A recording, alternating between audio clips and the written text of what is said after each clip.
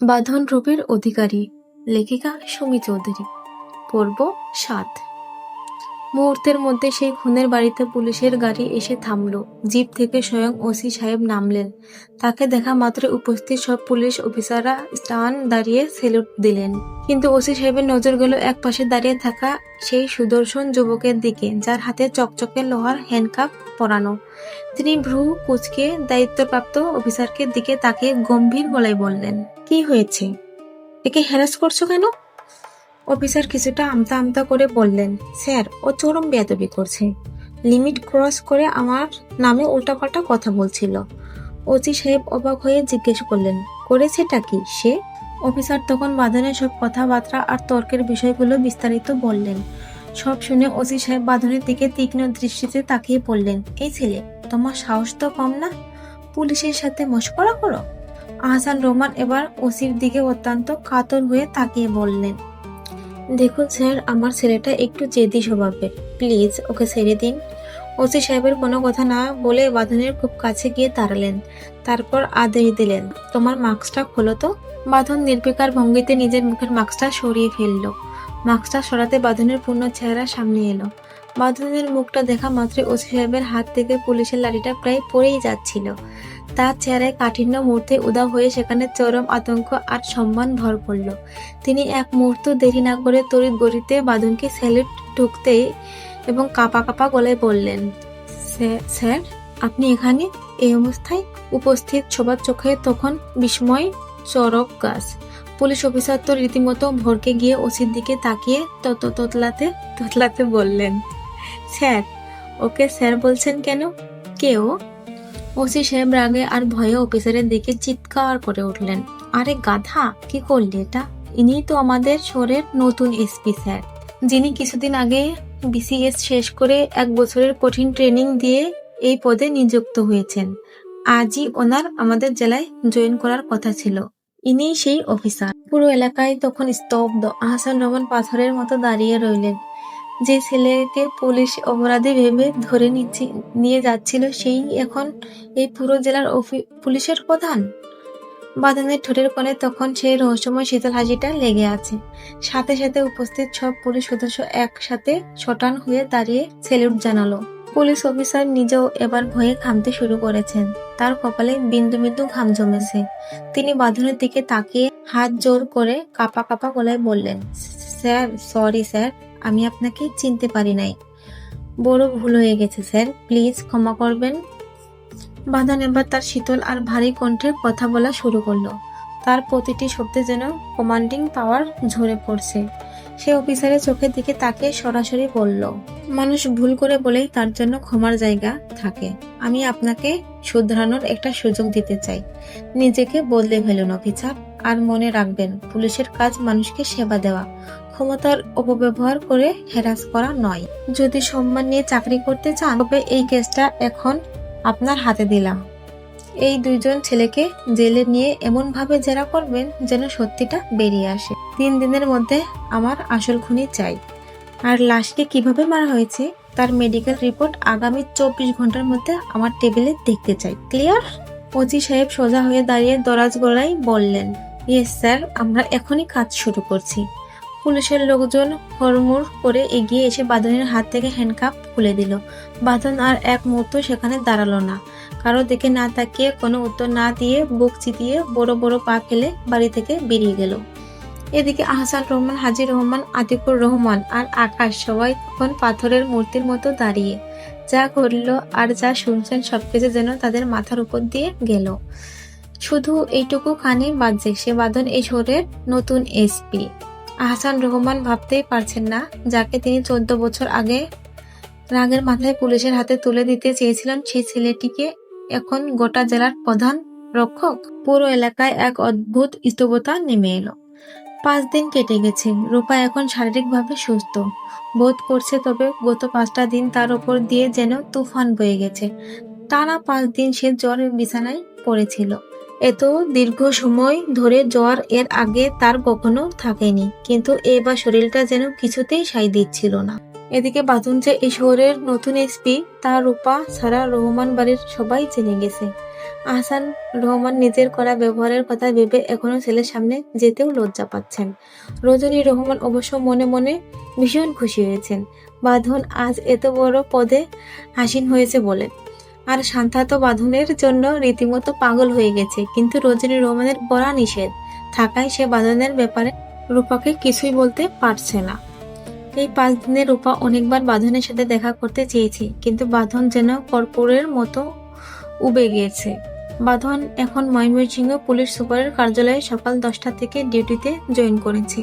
সারাদিন কাজের চাপে থেকে সে রাতে অনেক দেরিতে বাড়ি ফিরে যায়, ফলে রূপার সাথে তার একেবারের জন্য দেখা হয়নি। জোরের ঘরে রূপা বারবার বাঁধনের মুখটা দেখতে চেয়েছিল, কিন্তু তার সেই বড় ভাই একেবারের জন্য ছোট বোনকে দেখতে আসেনি। বাঁধনের এই উদাসীনতা, তার অনুপস্থিতিতে রূপার মনে এক আকাশ অভিমান জমেছে। সকাল 9টা। রূপা ধবধবে সাদা কলেজের ইউনিফর্মে পরে তৈরি হয়ে নিচে নামলো। গত 5টা দিন সে তীব্র জ্বরের ঘরে বিছানায় পড়েছিল, তাই আজ শরীরটা একটু দুর্বল লাগলেও তাকে কলেজে যেতেই হবে। নাস্তা শেষ করে রূপা সোজা শান্তার ঘরের দিকে পা বাড়ালো।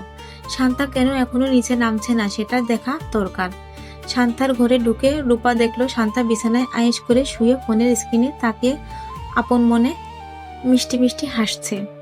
রূপা সামনে গিয়ে দাঁড়িয়ে প্রশ্ন করল, আপু তুমি বসে আছো, ভার্সিটি যাবে না? শান্তা যেন হঠাৎ চমকে উঠল। হড়বড় করে ফোনের লক বন্ধ করে সে কাঁচামুচো হয়ে অসুস্থতার ভান ধরল। না রে, আজ শরীরটা একদম ভালো লাগছে না, তুই যা, আমি আজ আর যাব না। রূপা চিন্তিত মুখে বলল, কেন আপু, কি হয়েছে তোমার? শান্তা পেটে হাত দিয়ে একটা মেকি যন্ত্রণার অভিনয় করে বলল, পিরিয়ডে প্রচন্ড পেট ব্যথা করছে। রূপা আর কথা বাড়ালো না। ও আচ্ছা, তাহলে তুমি রেস্ট নাও আপু, আমি গেলাম। সকালবেলা ব্যস্ত রাস্তায়, তখন রিক্সা আর ইজি বাইকের জটলা। রাস্তার মোড়ে দাঁড়িয়ে থাকা সেই বকাটেদের আস্ফোরণ যেন বেড়েই চলেছে। কলেজের মেয়েদের দেখলেই তারা সস্তার শীষ দিচ্ছে আর আজেবাজে মন্তব্য করছে। তাদের একজন একটা মেয়ের দিকে তাকিয়ে টিট করলো, আরে শালা কি মাল রে ভাই, একদম কুচি আপেলের মতো দেখতে। ঠিক সেই রাস্তার রোড দিয়ে দাপটের সাথে বাইক চালিয়ে যাচ্ছিল বাঁধন। তার পরনে পুলিশের গর্ভের ইউনিফর্ম, ময়মনসিংহের নতুন এসপি।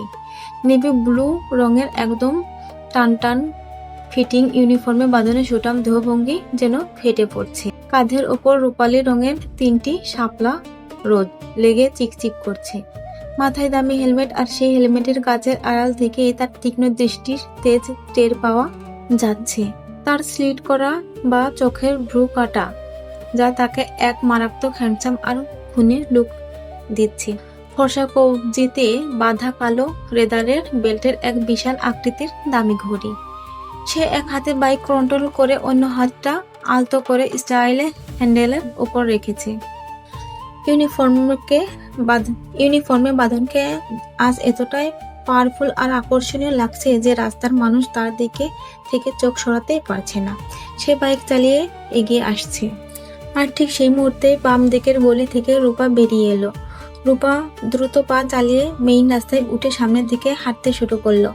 রূপা যখন সেই বকাটে ছেলের কাছাকাছি পৌঁছালো, তখন তার সামনে আরো 2টো কলেজের মেয়ে হাঁটছিল। বকাটেদের মধ্যে একটা হিরোইনজির মতো দেখতে ছেলে রূপার সামনে মেয়েটির বুকের দিকে কুরুচিপূর্ণভাবে তাকিয়ে বাকি ছেলেদের উদ্দেশ্যে অট্টহাসি দিয়ে বলল, আরে ভাই দেখ, একদম নিচে ঝুলে গেছে, মনে হয় ভেতরে কিছু পড়ে নাই, দুলছে তো দুলছেই। কথাটা রূপার কানে বিষাক্ত তীরের মতো বিঁধল। সামনের মেয়ে দুটো রাগে আর অপমানে মাথা নিচু করে চলে যেতে থাকলেও রূপা নিজেকে সামলাতে পারল না। তার রক্ত টকবক করে ফুটে উঠছে। সে এক মুহূর্ত দেরি না করে পায়ের জুতো খুলে সেই ছেলেটার সামনে গিয়ে তার গেঞ্জি কলার খামচে ধরল।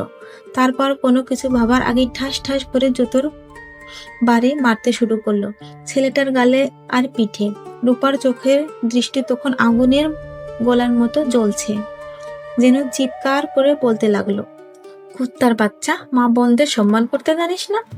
যে নারী তোকে 10 মাস 10 দিন গর্ভে ধারণ করেছে, সেই নারীর বুক ফেটে আসা দুধ খেয়ে তুই বড় হয়েছিস। আজ সেই নারীর অঙ্গ নিয়ে নোংরা নজরের কথা বলিস? লজ্জা করে না তোর? যে শরীর থেকে তোর জন্ম, সেই শরীরকেই তুই ভোগের বস্ত্র মনে করিস? তাহলে কি তুই তোর মাকেও এমন নজরে দেখিস? রূপার এমন সাহসী রুদ্রমূর্তি দেখে সেই মেয়ে দুটো থমকে দাঁড়িয়ে গেল। আশেপাশে আর অনেক নারী ভিড় জমালো। ঠিক সেই চরম উত্তেজনার মুহূর্তে বাঁধন তার গর্জন করা বাইকটি নিয়ে সেখানে পৌঁছালো।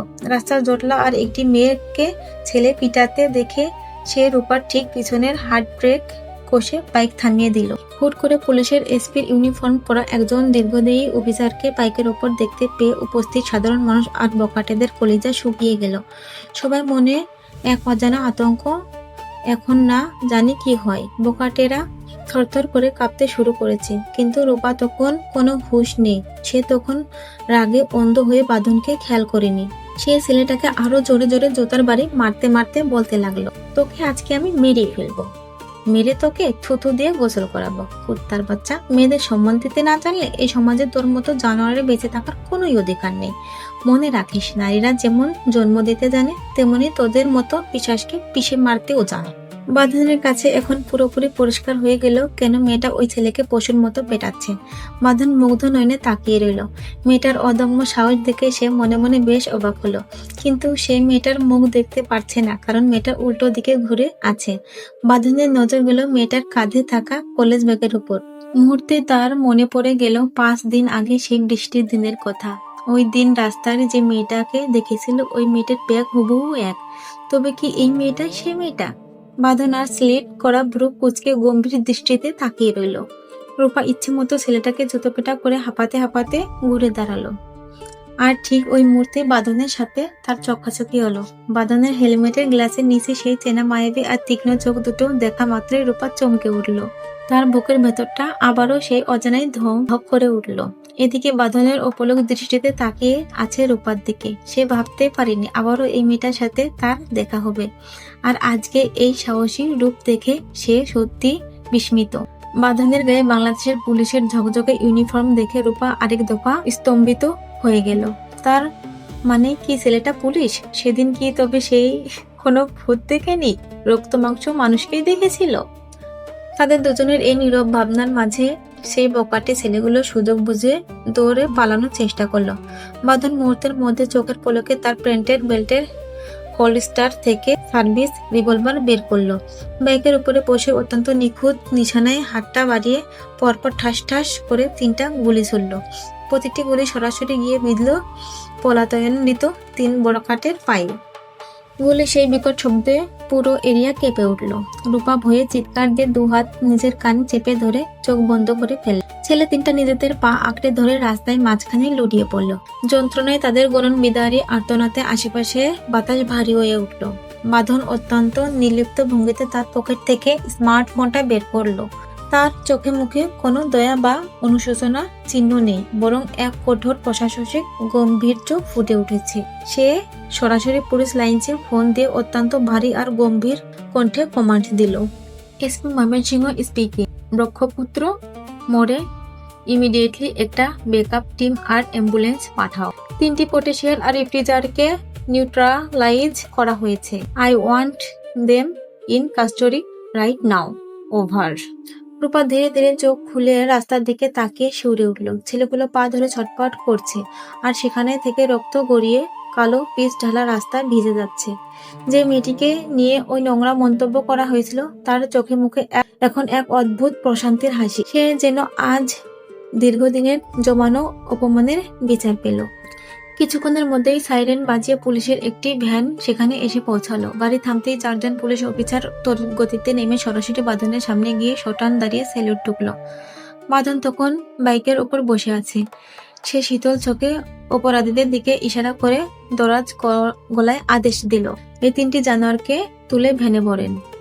জনসমক্ষে মেয়েদের সম্মান নিয়ে ছিনিমিনি খেলার সাহস কিভাবে হয় সেটা এদের হাড়ে হাড়ে বুঝিয়ে দিতে হবে। হাজতে নিয়ে গিয়ে এমনভাবে ট্রিটমেন্ট দেবেন যেন সারা জীবন মনে থাকে ময়মনসিংহের রাস্তায় দাঁড়িয়ে মেয়েদের দিকে তাকানোর পরিণাম কি হয়। যান, নিয়ে যান। বাঁধনের এই বজ্রকণ্ঠ শুনে পুলিশ সদস্যরা এক মুহূর্তে দেরি না করে ছেলেগুলোকে টেনে হিঁচড়ে ভ্যানে তুলতে শুরু করলো। পুরো এলাকা তখন বাঁধনের দাপটে থমথম হয়ে আছে। ছেলেগুলোকে নিয়ে যাওয়ার পর চারপাশে থমথমে পরিবেশটা মুহূর্তে শান্ত হয়ে এলো। বাঁধন উপস্থিত উৎসুক জনতার দিকে তার তীক্ষ্ণ নজর বুলিয়ে গম্ভীর অথচ দারাজ গলায় বলল, আপনারা যারা যার কাজে যান, এখানে কোনো সিনেমা চলছে না। আর মেয়েরা, তোমাদের কলেজের সময় হয়ে যাচ্ছে, তোমরা কলেজে যাও।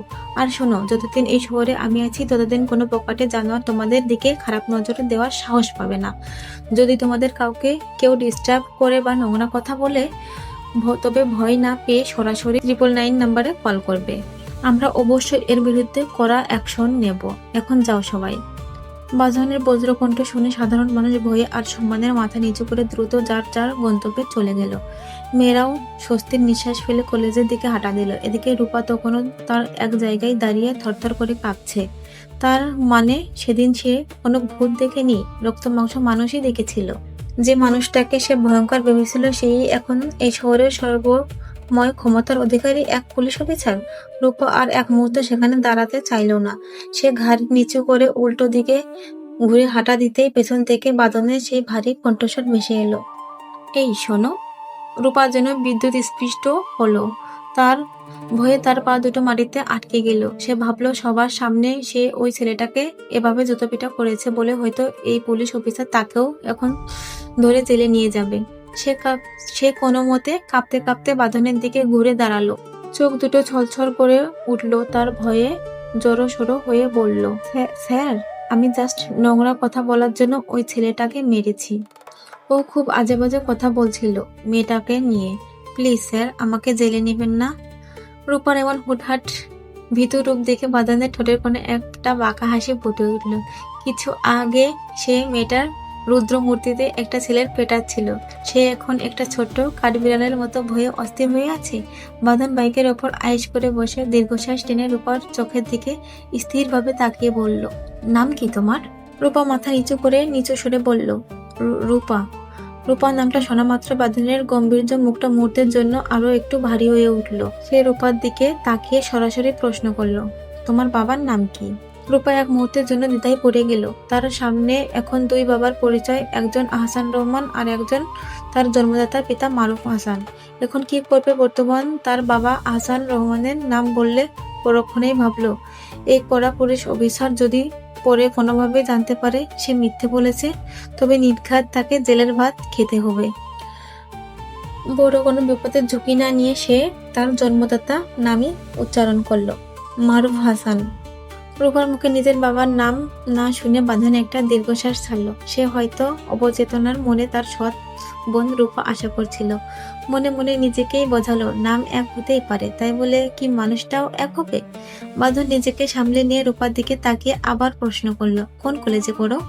রূপা মাথা নিচু করেই জবাব দিল, আনন্দমোহন। কোন ইয়ার? Second year. হঠাৎ বাঁধনের ফোনের স্ক্রিনে চলে উঠলো। স্ক্রিনের নাম দেখে সে এক মুহূর্তে বাইকের উপর সোজা হয়ে বসলো এবং হ্যান্ডেল ধরে স্টার্ট দিল। ইঞ্জিনের গম্ভীর গর্জন তুলে সে রূপার দিকে তাকিয়ে বলল, ঠিক আছে, কলেজে যাও। আর কোনো সমস্যা হলে 999-এ কল দিও। বলেই পাচন চোখের পলকে বাইক চালিয়ে ধুলো উড়িয়ে সামনের দিকে এগিয়ে গেল। রূপা থমকে দাঁড়িয়ে সেই পথের দিকে তাকিয়ে রইল। তার মনে তখন হাজারো প্রশ্ন, কে এই মানুষটা? কেন তার চাহনিতে এত চেনা মায়াবী টান? আর এই মানুষটা কি আসলে পুলিশ? সে কি তবে সেদিন কোনো ভূত দেখেনি?